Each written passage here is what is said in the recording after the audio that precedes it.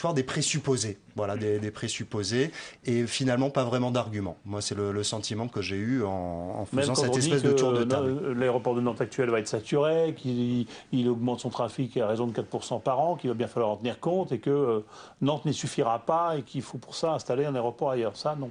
Alors, moi, dans le documentaire, je ne suis pas vraiment rentré dans les chiffres, parce que les chiffres, tout le monde, de part et d'autre, a des chiffres qui sont totalement différents. On peut les tourner, les retourner dans tous les sens. Donc non, une fois de plus, vraiment, j'ai été, au fur et à mesure, conforté et persuadé par le fait que les arguments étaient plutôt du côté des opposants. C'est quoi l'argument majeur des opposants? Qui vous a convaincu, vous? Personne en particulier, tout le monde en général, au fur et à mesure. C'est quoi? C'est préserver quelques agriculteurs, préserver la terre, les zones humides de cette région-là? C'est quoi? C'est pas tant ça, plutôt que la possibilité de faire, et la nécessité, à mon avis, de faire avec ce qui existe déjà. C'est-à-dire l'aéroport de Donc pas la peine de bétonner Nantes-Atlantique. si on peut faire avec ce qu'on a. Philosophie de l'époque. Ça me semble assez évident. Réaction au film. Je termine simplement, surtout qu'à chaque fois que j'ai été tourné à Nantes-Atlantique, j'ai tourné dans un aéroport pratiquement désert. Donc la saturation, en tout cas, n'a jamais été à l'image. C'était pas ces jours-là. C'était saturé la veille, ou le lendemain. C'est Voilà. comme le beau temps en Bretagne. Vous auriez dû venir hier. Exactement. Bon alors, je vais me faire tuer par les Bretons. Oui, alors les aéroports sont en général fréquentés à des heures précises du jour. Il est incontestable que la capacité de Nantes-Atlantique sera rapidement atteinte. Moi, j'ai vu votre documentaire avec beaucoup d'intérêt, en sachant qu'un documentaire, c'est un point de vue personnel qui est documenté. Et effectivement, vous l'avez documenté avec vos convictions, avec des interlocuteurs qui apportent des éléments d'information. C'est quand même très à charge. Et je crois que vous décrivez assez bien la situation. Quand on vous demande est-ce qu'il y a un argument qui vous a plus convaincu que l'autre, vous répondez non, c'est un ensemble. Et c'est vrai que c'est un documentaire qui plaide contre l'économie, contre le développement, qui est plutôt favorable à des thèses très entendues aujourd'hui sur la décroissance, qui estime que l'avion est un outil de transport qui est très polluant, qu'on peut vivre sans grandes infrastructures de développement.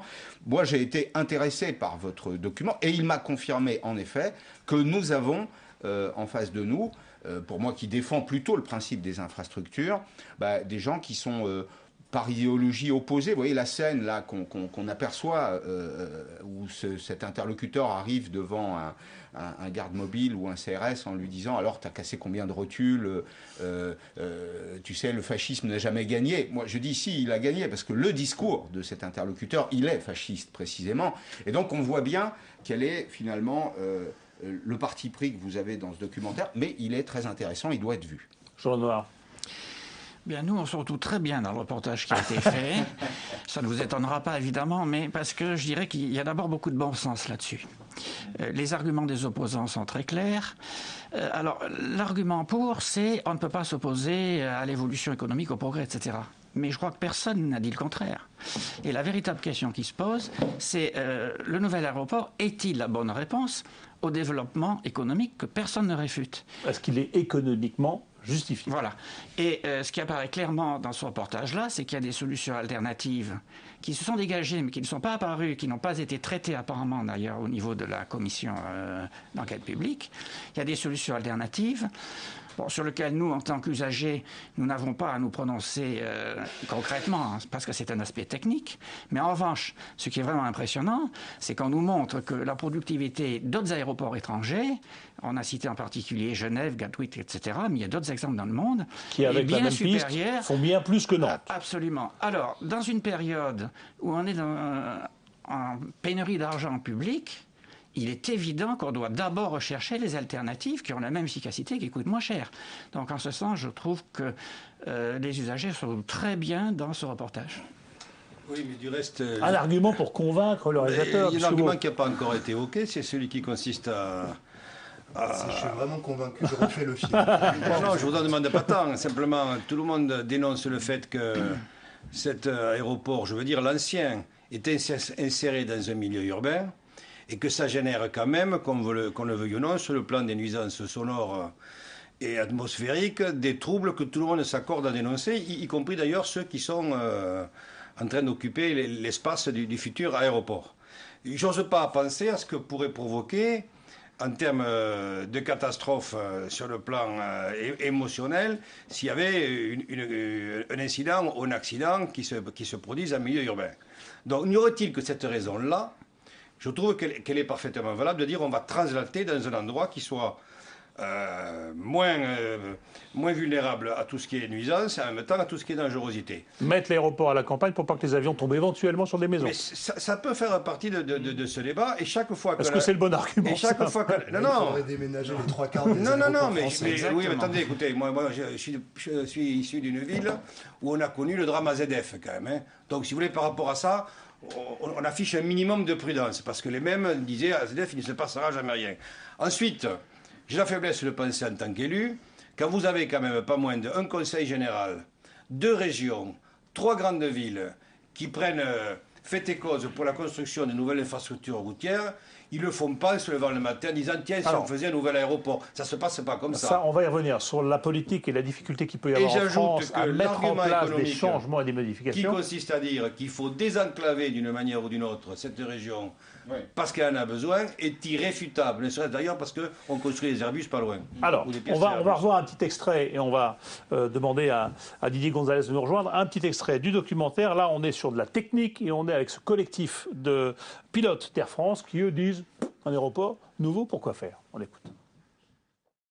Nous, on a apporté les 2 points. C'est le fait que l'aéroport de Nantes, pour nous, est un aéroport sûr et non saturé.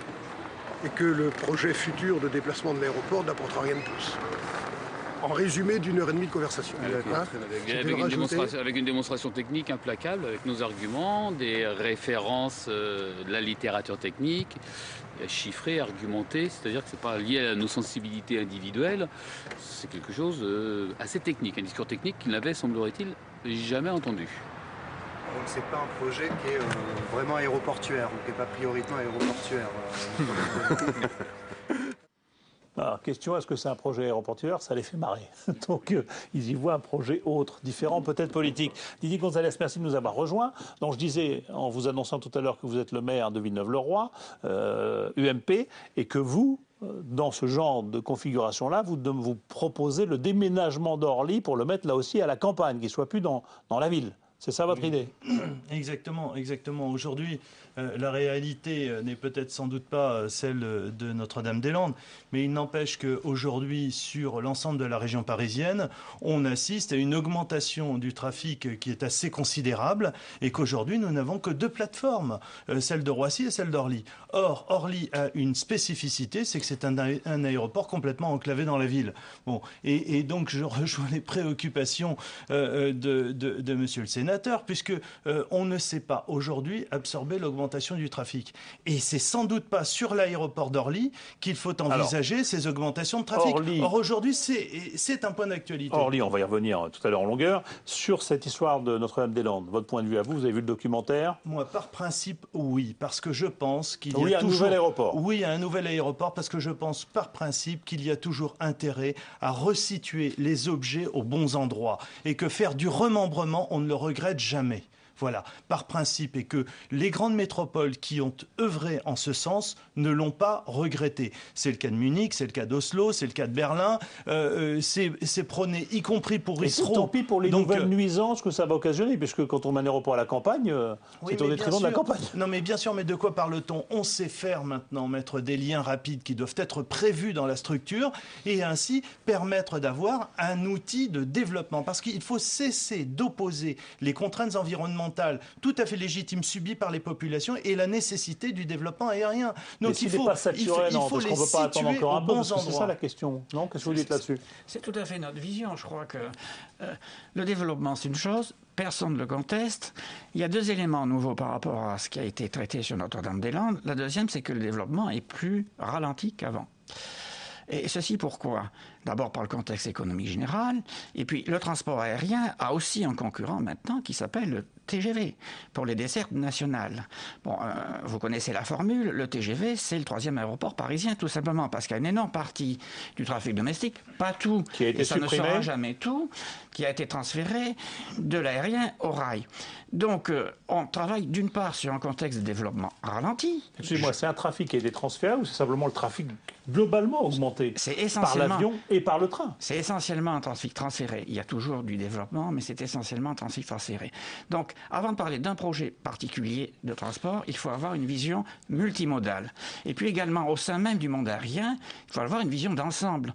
Quand on parle de transférer Notre-Dame-des-Landes, personne ne dit qu'en toute rigueur, il faudrait fermer l'aéroport de Rennes. Or ça, c'est un silence complet. Je ne suis pas certain que les amis de Rennes aient envie de se retrouver beaucoup plus de leur aéroport. C'est une décision qui est plus politique que technique? Elle est visée sur effectivement un projet. Et à notre avis, il manque une vision globale du système.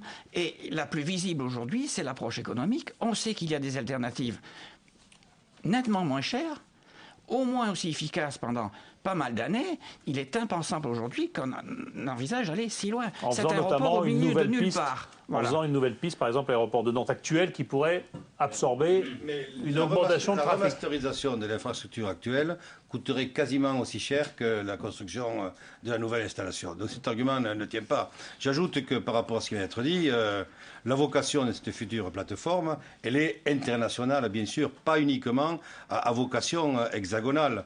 Et si je rajoute le fait qu'à partir de 3 heures de transport, le train n'est plus attractif. Oui. Par contre, là où je suis d'accord avec vous, c'est quand vous dites qu'il faut pratiquer l'intermodalité entre les deux moyens de transport. Absolument. Ça, c'est absolument nécessaire et c'est de nature, du reste, à fluidifier. Décision technique ou politique? Les politiques avant tout, mais quelle politique sur un dossier comme ça ne va pas s'appuyer sur un constat technique? Bien sûr que oui. Alors. Il y a aussi quand même une dimension d'aménagement, une vraie dimension économique. Moi, je réagis également en termes de transport multimodal. On est dans une région qui est assez fortement enclavée, l'actualité l'a montré, ah oui. Elle a besoin d'être reliée. C'est vrai que tous les outils de transport ont leur pertinence et au-delà de 300-400 km, le train n'est plus tout à fait pertinent. On a besoin d'un avion, qui plus est quand il s'agit de traverser la Manche pour aller en Angleterre notamment. Malgré tout, je pense que si on resitue le développement de cette plateforme dans son contexte régional, il faut penser intermodal, c'est-à-dire du train, des ports et des aéroports. Et donc moi je réagis plutôt dans ces termes-là. Je pense qu'un nouvel outil aéroportuaire viendrait renforcer les éléments d'attractivité portuaire notamment et permettrait de constituer un vrai pôle économique dense au service de la région. Et ça ne peut pas se faire avec l'aéroport actuel de Nantes qu'on développerait. Mais vous avez évoqué vous-même tout à l'heure cet argument, monsieur le sénateur le dit aussi, on a 42 000 personnes aujourd'hui à Nantes Atlantique qui sont exposées aux nuisances du bruit. Et évidemment, plus on va construire à cet endroit-là, vous savez, les villes françaises ont connu un phénomène de dilatation horizontale. C'est-à-dire qu'on ne construit pas de façon verticale, on pousse un peu plus loin les habitations. Et donc, il y a aujourd'hui beaucoup de Français qui vivent à la périphérie des grandes villes. Tout laisse à penser que ce plan d'exposition au bruit va en réalité concerner de plus en plus de Nantais. Par conséquent, je crois qu'il faut donc, même si l'aéroport n'est pas saturé, il faut anticiper et plutôt que d'aller jusqu'à saturation, eh bien... Mais c'est un choix. On peut dire c'est une opportunité. Oui. On peut attendre que le dernier moment. On peut se dire, tiens, il n'est pas saturé, Nantes Atlantique, on va attendre. Il faut 10 ans pour faire un aéroport, et ben donc on sera embuté et on laissera partir des opportunités de développement, ce qui serait franchement dommage. Y compris avec les retombées locales en termes de création d'emplois. C'est pas neutre non plus. Est-ce qu'il n'y a pas, pour tourner une page là-dessus, est-ce qu'il n'y a pas aussi un petit côté d'égo dans cette histoire? Non, ça marche plus, ça. Non, mais attendez, est-ce que les élus ne sont pas très contents d'avoir leur aéroport, leur TGV, leur contraintes budgétaires qui font que c'est terminé, ça. Ça, c'était dans les années 60, voire 70. Là, ça correspond effectivement, ça va être dit, à une nécessité absolue. Et si on prenait le risque de dire, attendons d'arriver au seuil de la saturation de l'infrastructure actuelle, on perdrait 10 ans, tout simplement. C'est fini, ça? Les égos des élus sûr, par puisque rapport vous à avez devant du territoire? Écoutez, vous avez devant vous un élu qui n'en veut pas. Donc c'est clair, vous voyez bien qu'il n'y a pas une question d'égo. Non, très franchement, pour faire un aéroclub, on voit bien qu'il y a éventuellement quelques perspectives en ce sens. Mais là, de quoi s'agit-il? Il s'agit d'un aéroport qui c'est du prestige, à devenir majeur. Mais oui, mais on ne peut pas faire un reproche à un élu, et j'en parle quand même avec facilité, puisque là, en l'occurrence, je défends la position de Jean-Marc Ayrault, alors que je suis UMP. Donc, moi, ça me pose aucun état d'âme que de dire oui, les élus sont bien fondés. Non, mais vous défendez votre position à vous, on a bien compris. Non, mais attendez, oui, les élus sont bien fondés pour une fois avoir du courage et à porter les yeux ambitieux au-delà de l'immédiateté qu'on reproche Jean-Marc Ayrault assez. a trouvé enfin un soutien avec vous à l'UMP. C'est bien. Sur ce point, oui. Sur ce point, oui. Mais on ne peut pas tout à la fois dire que la France est un pays centralisé jacobin, que tout vient à Paris, et reprocher aux élus de province de vouloir se doter d'outils de développement. Ce qui est une des plaies de ce pays, c'est précisément l'hypercentralisation. Donc, constituer de vrais pôles régionaux. On ne sera jamais allemand. Il n'y a pas de modèle fédéral. Il n'y a pas de fédération. Oui. Mais en revanche, qu'on se donne des outils qui permettent de développer des pôles régionaux, ça, c'est une bonne idée. Alors, partant du constat quand même que l'évolution du trafic aérien va se faire nécessairement, avant tout, sur les trafics courts et moyens. C'est ça. C'est là que ça va être exponentiel. Donc il y a une chance et une opportunité qu'il ne faut pas rater. Et là, je vais prendre ma casquette d'Élio Garonnais. On ne peut pas à la fois revendiquer à juste titre que la France est le pays qui, sur le plan aéronautique et spatial, est maintenant en tête, et dire on s'interdit d'avoir des moyens efficaces. Mais vous, à Toulouse, il n'a pas été question à un moment donné de faire un nouvel aéroport, vous n'êtes pas opposé? La différence entre Toulouse et Lens, c'est que les capacités d'absorption de la plateforme aéroportuaire de Toulouse permettent de le garantir jusqu'en 2030-2040. Mais avec des propositions en termes... Et sans nuisance pour les maisons qui sont Non, mais on a accompagné cette décision avec justement, grâce au travail de la CNUSA, des travaux qui ont été faits pour pallier les nuisances. Donc la vérité n'est pas la même à Toulouse et à Nantes. Et non, parce que là, il suffit, écoutez, passer en avion justement au-dessus de l'aéroport de Toulouse-Blagnac et au-dessus de celui de Nantes, vous verrez que ça ne boxe pas la même catégorie quand même. Parce que parce que historiquement, celui de Toulouse est plus vieux, il est plus conséquent, il a été modernisé à 2 ou 3 reprises et puis il accueille un trafic qui n'a rien à voir justement avec celui de Nantes. Non, mais précisément, vous avez évoqué le mot modernisation. C'est ce que nous attendons de modernisation de notre Atlantique. On commence par la modernisation, et puis si c'est nécessaire, on fait le reste. Vous venez d'évoquer le développement fort sur la courte et moyenne distance. Ce que je viens de rappeler aussi, c'est que le TGV doit avoir sa part qu'on oublie systématiquement dans ces projets-là. Enfin, dernier point sur le bruit. Bon, c'est évident que le bruit est un facteur important. Mais si l'argument majeur était le bruit, c'est certainement pas par Nantes qu'il faudrait commencer par traiter le problème. Là, je rejoins mon voisin. Ça serait plutôt Orly, éventuellement. C'est par là qu'il faudrait justifier, le cas échéant, des nouveaux aéroports. Commençons par là où le trafic est le plus important et où les populations concernées sont les plus importantes aussi. Alors, on fait un petit saut dans le temps parce que... C'est sûr qu'il n'y a pas de débat. Là-dessus, je suis d'accord avec vous, Depuis que cet aéroport a été décidé, quand même, enfin, envisagé une première fois, le paysage a beaucoup changé. Parce que, en regardant la documentation qu'on m'a fournie, c'est 1965, la première fois qu'on parle d'un nouveau site pour déménager Nantes et le mettre ailleurs. Il y a en 65, il y a ça. En 74, il y a la création de la ZAD, la zone d'aménagement différé. En 99, la loi Voynet sur l'aménagement durable, qui prévoit l'aéroport. C'est quand même drôle quand on y pense aujourd'hui. Mais tout ça, c'était il y a quand même bien longtemps. Est-ce que les choses n'ont pas changé? Est-ce que la crise passant par là, est-ce que les préoccupations environnementales n'ont pas rendu caduque un aéroport qui a quand même près de 50 ans aujourd'hui dans son projet? J'ai la faiblesse de penser que le projet a été amendé quand même depuis 1975. Il s'agit toujours de mettre un aéroport ailleurs. 76, hein. Moi, ce qui m'a choqué un peu dans le reportage, c'est de voir quand même que la masse critique des gens qui contestent cette perspective-là inclut beaucoup plus de gens qui ne sont pas du secteur concerné que ceux qui sont véritablement du secteur concerné. Et j'ajoute que tout ce qui a été mis en place dans un souci de conciliation avec ceux qui ont de la légitimité pour contester le projet, je veux dire ceux qui habitent là et qui vivent de leur travail, c'est-à-dire les agriculteurs.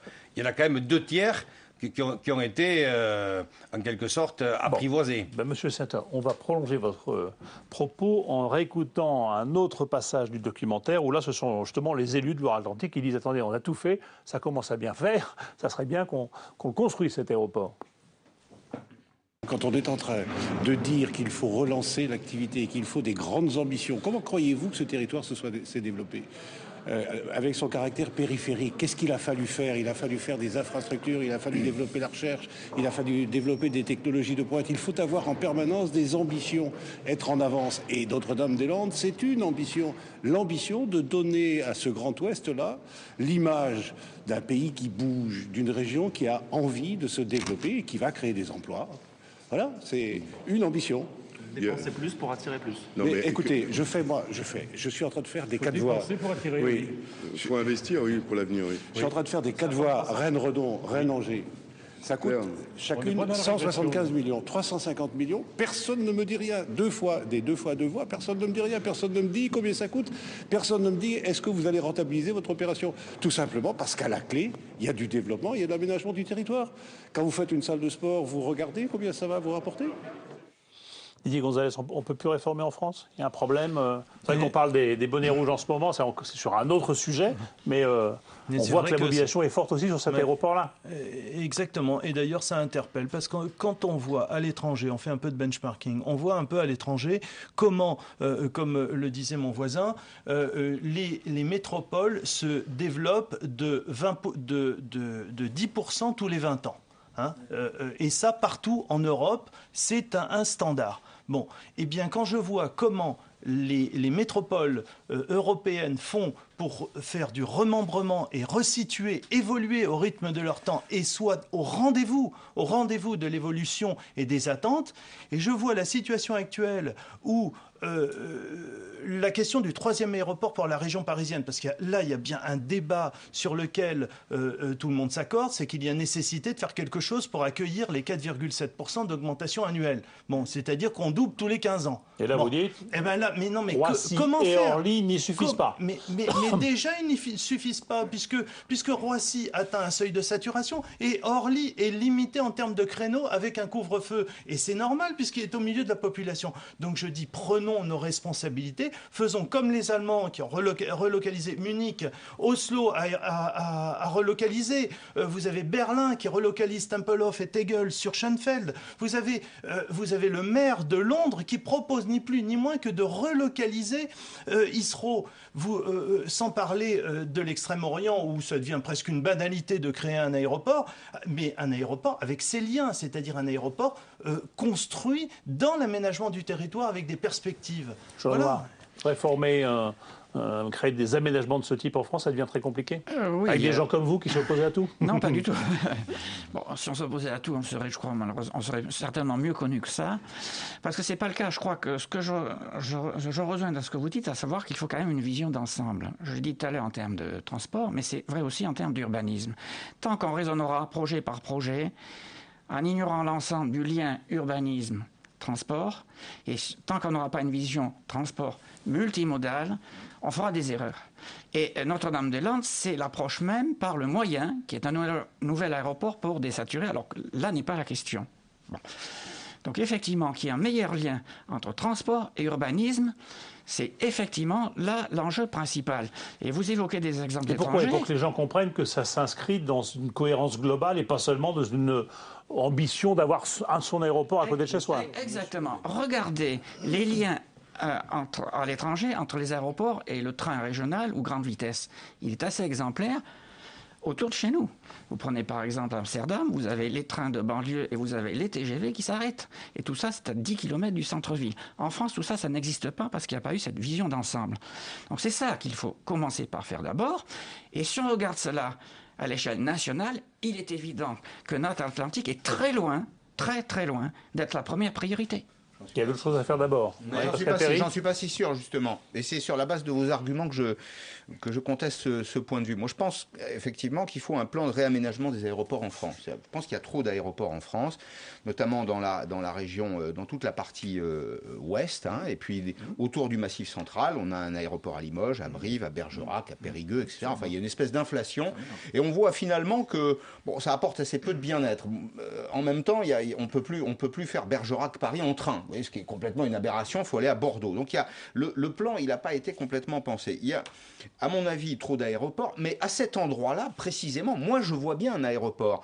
Je vois bien un aéroport. Pourquoi? Parce que cette grande région-là, cette région Bretagne plus Pays de Loire, qui est un espèce de bassin économique unique, n'a pas sa grande plateforme aéroportuaire. C'est une région dans laquelle il y a déjà des tracés TGV, il y a déjà des tracés autoroutiers, il y a des ports qui sont des ports importants, qui produisent des débouchés importants pour l'économie locale et pour l'économie nationale.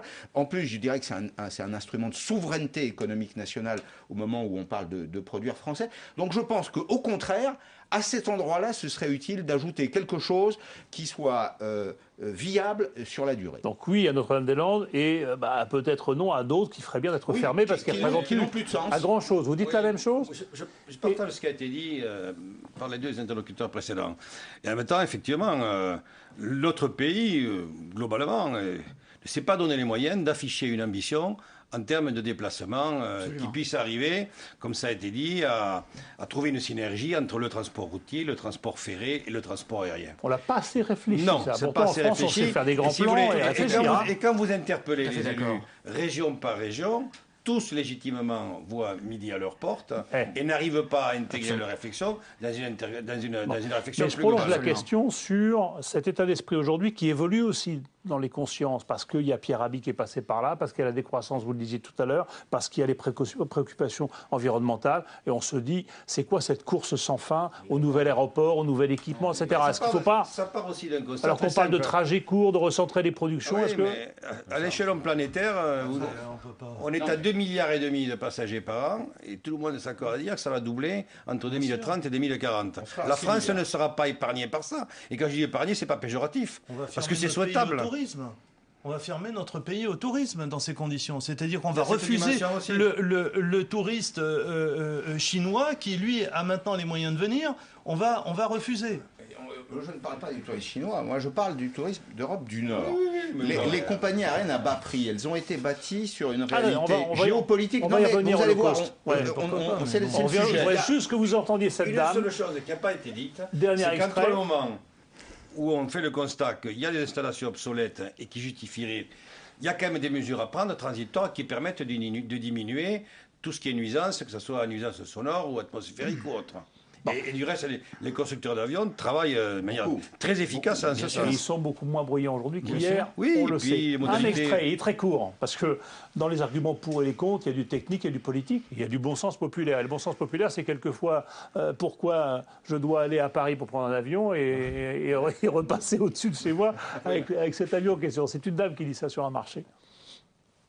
Moi, je suis d'accord pour qu'il se fasse, parce qu'on est allé aux Caraïbes, on a été chercher, il y a quelques années de ça, on a été chercher l'avion à Paris. Ah oui, ben voilà. Et on est passé sur Nantes. Et au retour et tout. On est repassé sur Nantes et on est allé atterrir à Paris. Oui, ils n'auraient pas pu vous déposer au passage, non. Voilà. Oui, mais il est saturé, le pauvre aéroport. Il va arriver à saturation. Oui. Voilà. Bon, je ne sais pas si elle a raison, cette dame. Demain, ça va ressembler à quoi le transport? Est-ce qu'on partira de ce nouvel aéroport de Nantes, s'il est construit finalement? Est-ce qu'on partira directement pour les États-Unis, pour les Caraïbes? C'est quoi le modèle? L'intérêt, c'est du point-à-point intra-européen. C'est-à-dire qu'il faut vivre dans son environnement économique. Le modèle dont cette dame parle, c'est le modèle des hubs, c'est-à-dire des plateformes aéroportuaires où de petits avions viennent alimenter. Oui, de plus gros avions. C'est Roissy-Charles de Gaulle. Il n'y a pas de place pour 50 hubs en France. Ce sont des petits avions qui viennent remplir les gros. Ce sont des consommateurs qui font Marseille-New York en passant par Paris, Nantes-New York si vous voulez, ou Tokyo, qu'importe. Bon. Donc le sens de l'histoire, il est celui-là. Le sens de l'histoire, il est celui-là. Mais on a besoin d'aéroports, de plateformes aéroportuaires pour relier les régions européennes. Regardez les projets d'Airbus, regardez les projets d'Ariane, regardez les projets automobiles. Ce pas des acteurs internationaux. Bien sûr, nos grands acteurs vont vendre nos productions en Chine ou en Inde. Mais on a besoin, dans le cadre de consortiums européens, de liaisons entre les grandes régions européennes. Et un aéroport à cet endroit-là... Reliés les uns avec les autres sans passer forcément par les capitales. Oui, l'essentiel de la croissance du transport aérien aujourd'hui, c'est la croissance intracontinentale, à l'intérieur des continents. Aujourd'hui, la ligne aérienne la plus fréquentée du monde, à 11 millions de passagers, c'est une ligne qui relie 2 villes de Corée. Vous voyez, c'est pas une ligne internationale. Et puis la deuxième, quand on regarde les chiffres, c'est entre Osaka et Tokyo. C'est encore une ligne intérieure, si je puis dire. Donc le vrai gisement de développement pour le transport aérien, c'est ça. Et c'est pourquoi on a besoin de cet aéroport à Nantes pour relier Nantes à toutes les régions européennes. Si je comprends bien, ce grand aéroport de Nantes, l'idée, c'est pas d'en faire un aéroport international pour relier toutes les villes du monde, ce qui serait illusoire. Parce que là, pour ça, il y a les hubs, on passera toujours par Paris. Mais ça serait plutôt de faire des vols de point à point, comme on dit, entre Nantes et Francfort. Il y a la vocation de faire de Nantes une métropole qui sera mieux reliée à d'autres métropoles. Mais absolument. C'est le principe européen. C'est le principe de l'Europe. Oui, exactement. On relie les régions, les centres d'intérêt, les pôles économiques. Bon, alors vous quand même sur Orly, parce qu'un élu viennent dire « moi je veux fermer Orly pour le mettre à la campagne et tant pis pour mes administrés », ça ne doit pas forcément plaire chez vous. Pour mes administrés, c'est justement tant mieux pour mes administrés. Écoutez, mais exactement. C'est comme ça qu'on l'a compris. Mais bien sûr, mais je suis sûr que beaucoup le comprennent également. De quoi s'agit-il? Aujourd'hui, parce que c'est un point d'actualité, Aéroport de Paris est en train de prévoir un investissement identique à celui de Notre-Dame-des-Landes pour développer cet aéroport qui est complètement contraint dans son tissu. Bon, eh bien, il faut réfléchir. Les capacités aéroportuaires, améliorer le débit, quoi. Exactement, faire passer de 27 millions à 40 millions. Donc ça interpelle. Donc on voit bien qu'il faut mener une réflexion parce qu'aujourd'hui, qu'est-ce qu'on va faire? Puisqu'on ne choisit pas, on n'a pas le courage de choisir une nouvelle plateforme pour desservir et accueillir l'augmentation du trafic aérien sur la région parisienne, eh bien on s'apprête à céder pour un développement sur place. Mais un développement sur place, qu'est-ce qui va se passer? On va avoir une activité qui va être restreinte par les riverains qui vont se mobiliser. C'est-à-dire c'est franchement le plus mauvais des calculs. C'est-à-dire ça sera ni bon pour les riverains et ni bon pour l'activité aérienne parce que je ne suis pas contre les avions. Moi, j'aime mon pays et je veux qu'il constitue une porte d'entrée pour l'Europe. Mais je dis simplement qu'il faut les bonnes structures aux bons endroits. Vos administrés qui ont un pavillon à Villeneuve-le-Roi, là où vous êtes maire, j'imagine qu'ils seraient contents de voir moins d'avions passer au-dessus de leur tête. Mais il y a 30 communes qui sont impactées. Il y a 3500 habitants au kilomètre carré. C'est aussi des emplois. C'est du développement économique, un aéroport. Oui, mais non, mais bien sûr. Mais c'est pour pouvoir faire beaucoup mieux. Savez-vous combien il y a d'emplois à Orly? 27 000. Savez-vous combien il y a d'emplois à Roissy? 95 000. Eh bien, je veux que demain, ce deuxième aéroport pour la région parisienne soit à 95 000 et pas à vivoter à 27 000. Et de plus, ne pas répondre aux objectifs de développement aérien de mon pays. Et pour autant, je veux aussi protéger les populations. Alors, qu'est-ce qu'on fait? On n'invente pas l'eau chaude. On fait comme tous les autres qui s'interrogent sur ces questions. On prend les aéroports, on les met aux bons endroits. Mais si vous voulez, il y a de ça quelques temps.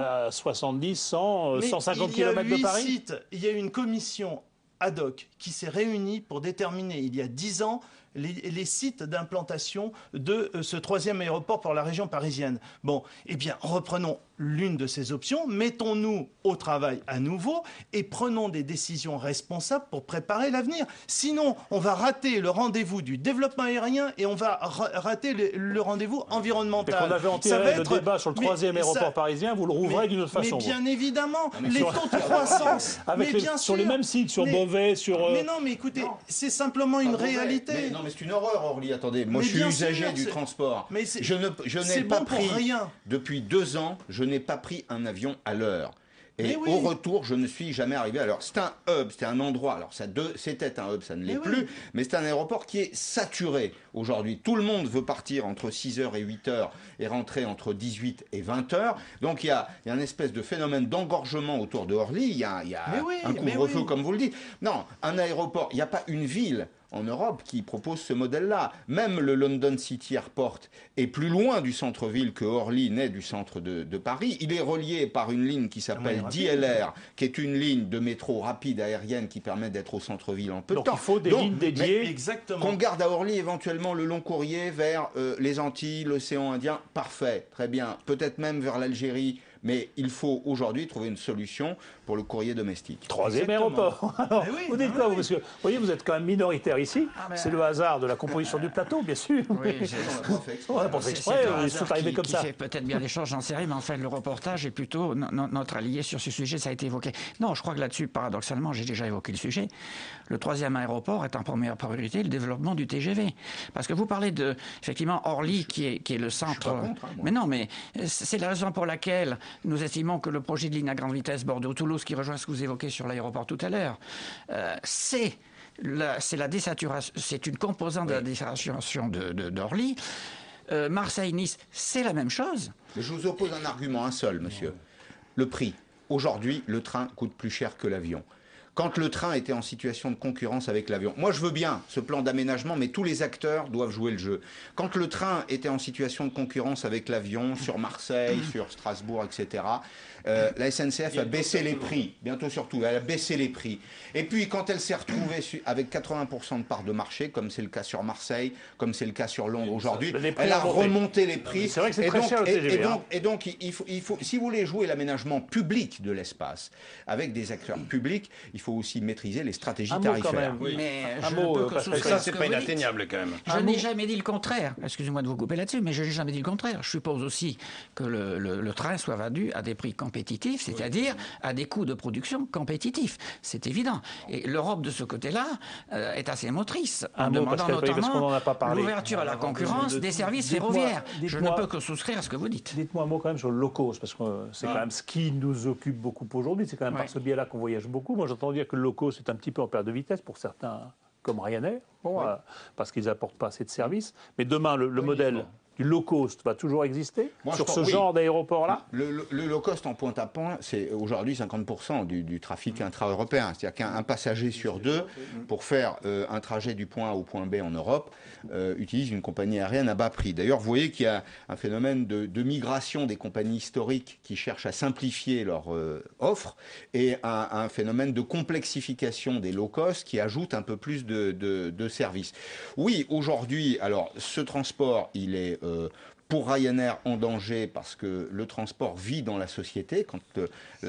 Quand l'économie est en décroissance, le transport est en décroissance. D'autant que Ryanair s'est spécialisé dans le transport loisirs, famille, hors le monde des affaires qui lui souffre Alors que des moins. compagnies comme EasyJet Et puis, ont aussi oui, capté une partie de la clientèle Il y a d'affaires. incontestablement un deuxième phénomène qui était que le low cost s'était bâti sur une règle simple. Il y a de l'argent au nord de l'Europe et du soleil au sud. Donc on transportait des passagers d'Europe du Nord qui venaient dépenser Et alors, leur argent. la météo a changé? Non, le cours de la livre a changé. Le cours de la livre sterling a changé, il a été dévalué. Et les Anglais qui étaient venus massivement investir les territoires touristiques du sud de la France font aujourd'hui défaut. Mais indépendamment de ça, par rapport au low cost, moi je suis un passager régulier de la compagnie Air France.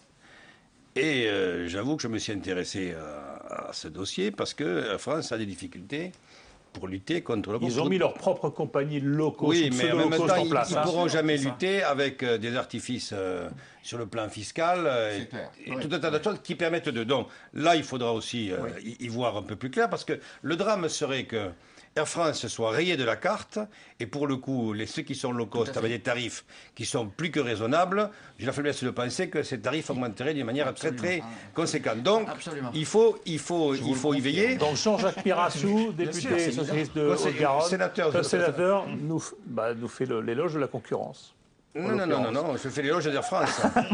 Parce qu'y compris en termes de qualité de service, et je dois dire parfois en termes de sécurité, monsieur. Je Non, là, pense je vous que laisse pas dire ça. C'est faux. J'ai eu l'occasion de déposer quelques amendements sur ce débat-là, qui étaient quand même assez éloquents par rapport aux doutes. Je défends Air France parce que je pense qu'on a besoin, parce qu'une compagnie aérienne c'est un outil de souveraineté nationale, mais en même temps, cher monsieur, EasyJet a la flotte la plus récente d'Europe. Je n'ai pas cité EasyJet. Moi je vous le cite. Moi je vous le cite. On arrête là. On arrête. Et la plus moderne. Merci beaucoup. Vous étiez un peu minoritaire, mais j'ai compris quand même que aéroport Notre-Dame-des-Landes ou pas, en tout cas, il y a un grand besoin de transport par avion dans le monde et en France. Et c'est pas prêt d'arrêter, si j'ai bien compris. Crise ou pas, d'ailleurs. Merci beaucoup. Merci de nous avoir un peu éclairé sur ces questions-là. Merci à Aurélie Dafas qui a préparé ce débat et qui m'a fourni donc la documentation dont je parlais. Je vous rappelle notre adresse Internet et je vous dis aussi que la semaine prochaine,